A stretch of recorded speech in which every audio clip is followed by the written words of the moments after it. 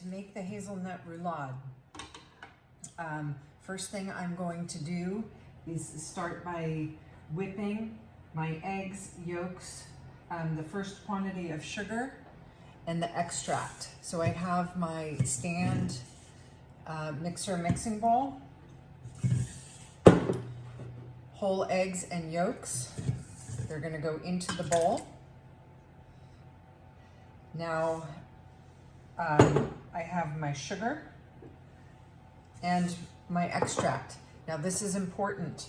Before you add the sugar, you want to make sure you're ready to start whipping the eggs, because if you pour the sugar on top of the raw eggs and yolks without beginning to whip them or move them around, the sugar will start to cook the yolks, and we don't want to do this. Okay, so I'm only going to add the sugar as soon as I'm ready to start mixing. So the sugar goes in, my extract goes in, and then very quickly get the bowl on the stand mixer using the whip attachment. Get that on. First, I'll start it on low speed until the sugar's incorporated, and then I'm going to turn it up to high speed. Move it here so you can see. Start low, get it going, and I'm going to turn it up high. And while it is mixing, I'm going to sift my cake flour.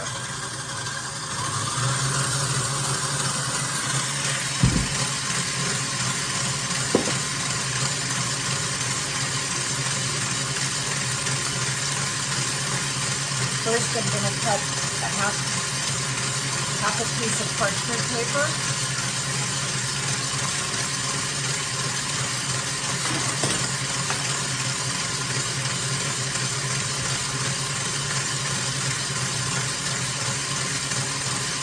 My flour and my baking powder are combined. Put that in the mesh strainer.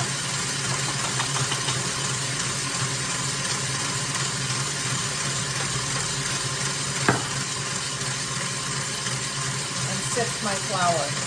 So that will be ready to go as soon as my eggs are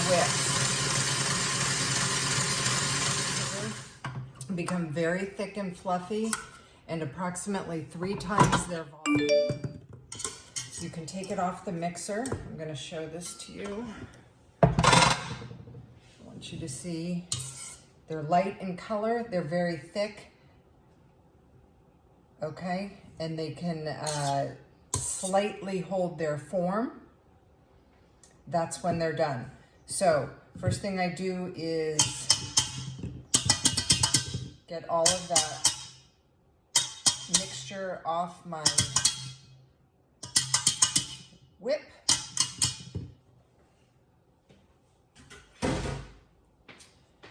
Using a rubber spatula, flexible spatula, I'm going to fold in my sifted flour and baking powder.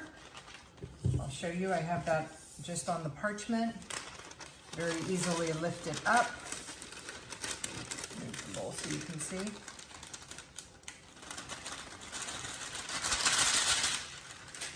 And my ground toasted hazelnuts, okay? They're gonna go into. Now to fold, I use the flexible rubber spatula, and I'm gonna turn the bottom of the contents to the top. The folding motion is designed to not deflate all of that air that you whipped into the yolks. Okay, so I'm not vigorously stirring and deflating. I'm just turning it up and over on top of each other. I do that until I see the dry ingredients become all incorporated. I don't want to overfold or it will deflate my eggs. I'm still going to fold more after I make my meringue, but as soon as I see it, all the dry start to disappear, I'm going to transfer this to another mixing bowl so I can clean and dry the stand mixing bowl and make my meringue. Make sure you use your rubber spatula to get all the contents off the bottom of the bowl, because the dry flour can tend to stick down there. Okay, so I have another mixing bowl.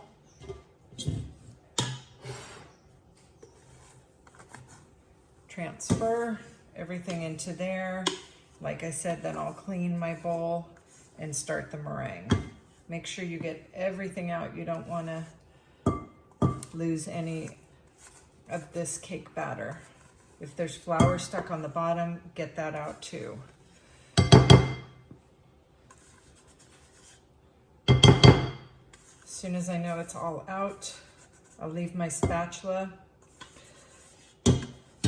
here, and I'll clean my other bowl. So I still have this portion of the cake batter. Now I have a clean, dry mixing bowl and whip attachment.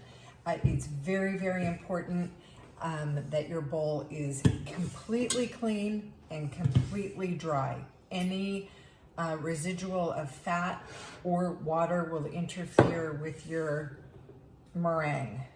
My egg whites are at room temperature, so they can go into the bowl.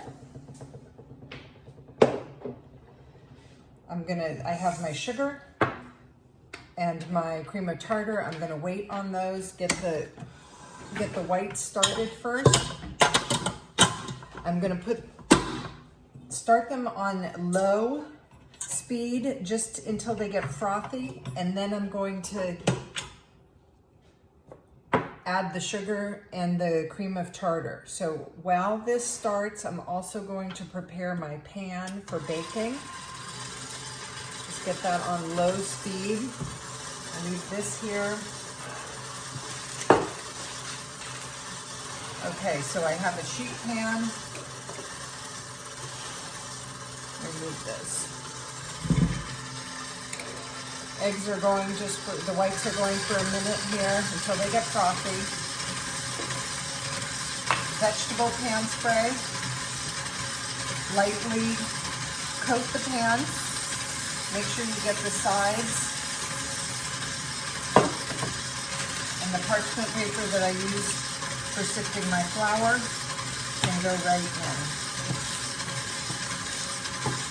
So now my pan's ready to go as soon as my cake batter's ready.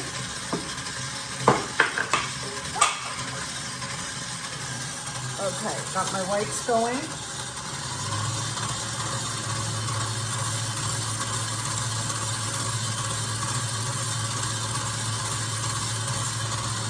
As soon as they are frothy,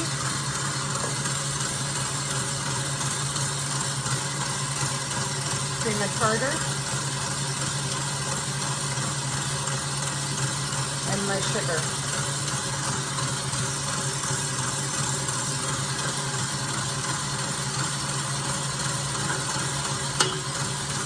As soon as that's in there, I can turn up the speed to high until I have full volume.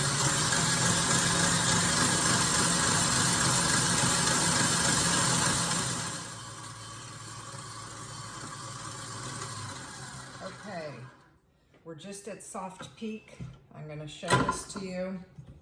So I want it to be full volume, but soft peak, not firm peak. What you're looking for is the meringue should still be shiny and moist looking, okay, not dried out.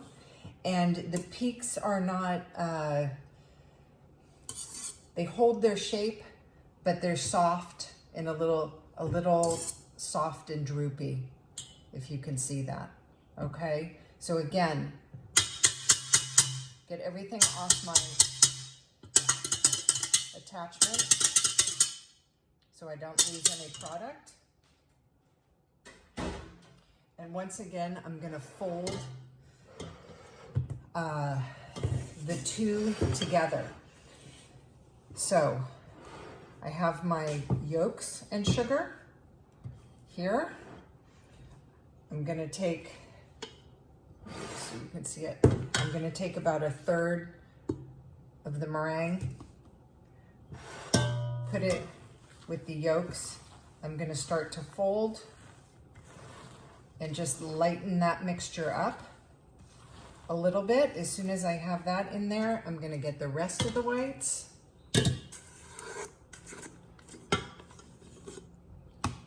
Combine everything and fold until it's incorporated. I will show you. Just trying to get every bit out so we don't waste any. Once again, the folding motion, so you can see if some of your flour had not been entirely incorporated the first time, because you still do more folding, it will get incorporated.